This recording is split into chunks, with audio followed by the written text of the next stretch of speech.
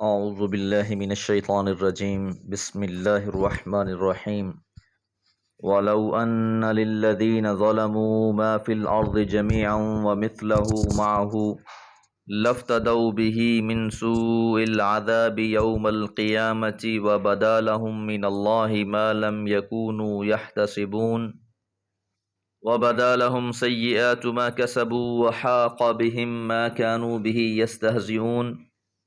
فَإِذَا مَسَّ الْإِنسَانَ ضُرٌّ دَعَانَا ثُمَّ إِذَا خَوَّلْنَاهُ نِعْمَةً مِنَّا قَالَ إِنَّمَا أُوتِيتُهُ عَلَى عِلْمٍ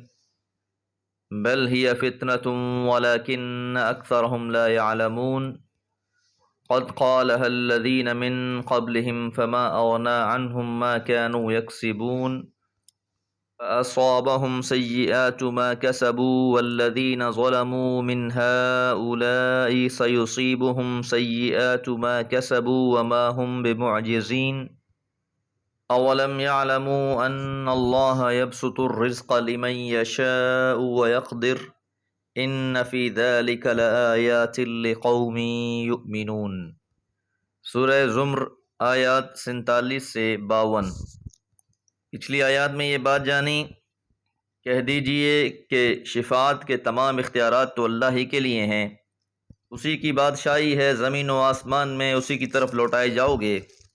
اور جب ایک اللہ اکیلے کا ذکر کیا جاتا ہے تو ان کے دل بجھ جاتے ہیں جو آخرت پر ایمان نہیں لاتے، اور جب اللہ کے علاوہ اوروں کا بھی تذکرہ کیا جاتا ہے تو وہ خوش ہو جاتے ہیں۔ وَلَوْ اور اگر اَنَّا بلا شبہ لِلَّذِينَ ظَلَمُوا ان لوگوں کے لیے ہو جنہوں نے ظلم کیا ہے، ظلم بمعنی شرک ہے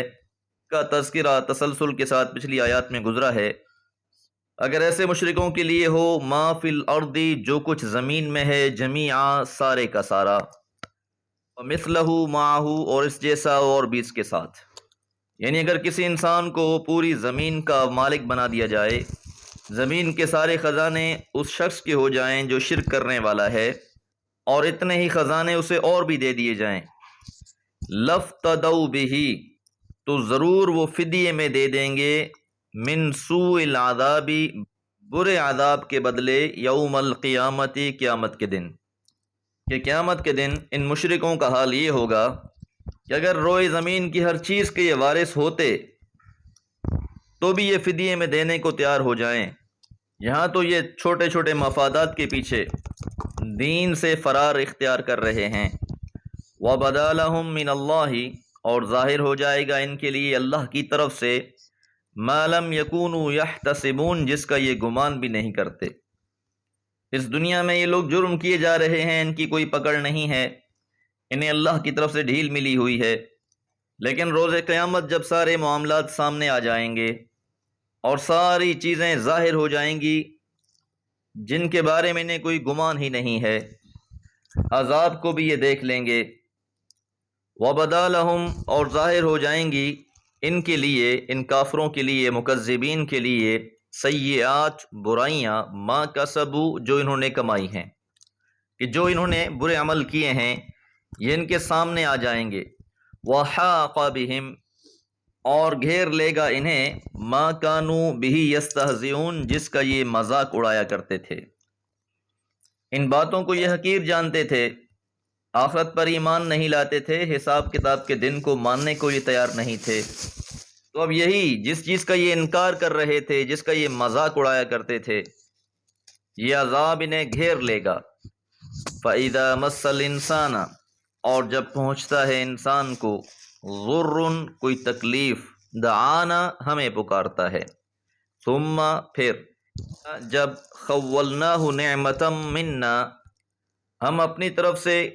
کوئی نعمت عطا فرما دیتے ہیں، فضل فرما دیتے ہیں، جس مقصد کے لیے اللہ تعالیٰ کو انہوں نے پکارا ہوتا ہے، اللہ وہ تکلیف دور فرما دیتا ہے، وہ مشکلیں آسان فرما دیتا ہے۔ ہونا تو یہ چاہیے تھا کہ اللہ کے شکر گزار بن جاتے، لیکن ان کا رویہ ایسا نہیں ہے۔ قال کہتا ہے، انما اوتیتہ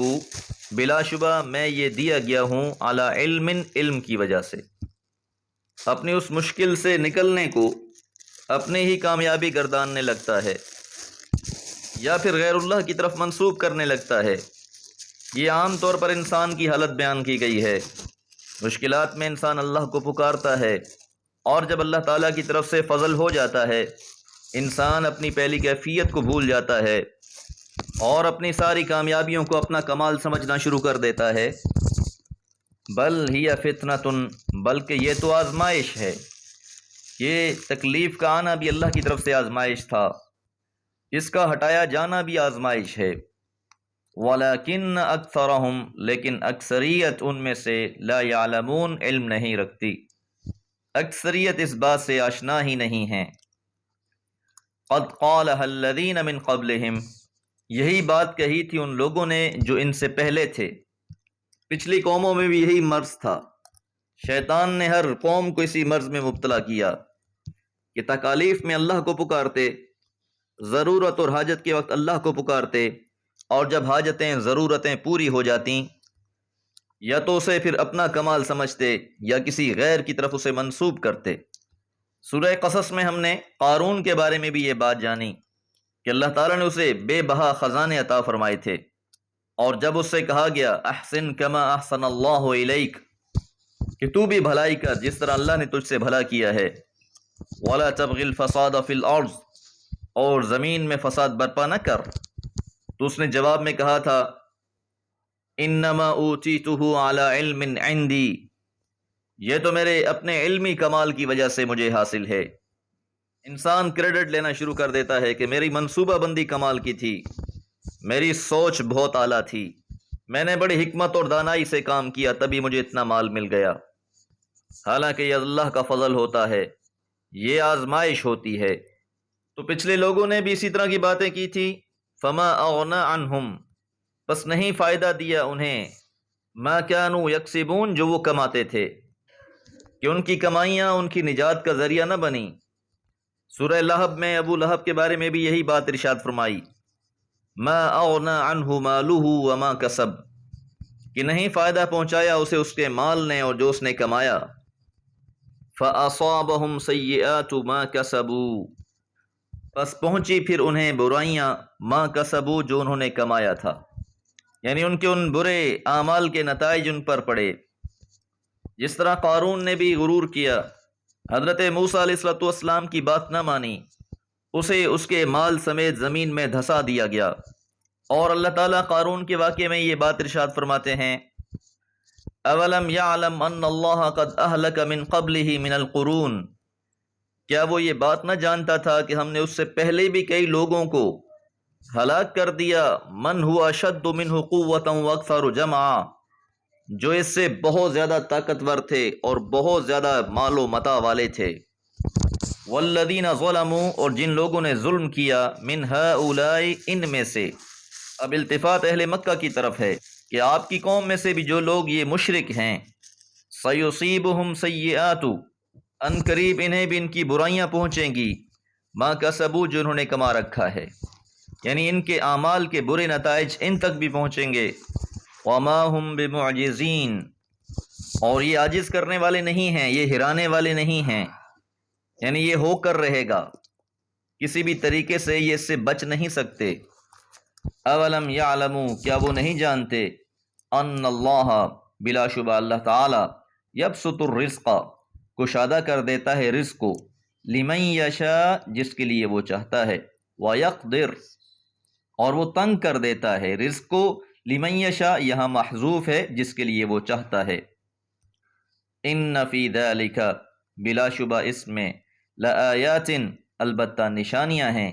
لقوم یؤمنون، ایمان لانے والی قوم کے لیے۔ تو ان سارے واقعات میں نصیحت ہے، بہت سی نشانیاں ہیں ایمان لانے والوں کے لیے۔ تو مطلوب یہ ہے کہ جس طرح انسان اپنی تکلیف میں، مشکل میں اللہ کو پکارتا ہے، اسی طرح تکلیف دور ہونے کے بعد، مشکلات ہٹنے کے بعد، چاہیے کہ شکر بھی اسی اللہ کا بجا لائے۔ دعا ہے اللہ تعالی ہر حال میں صبر و شکر عطا فرمائے۔ وما علیہ الا البلاغ۔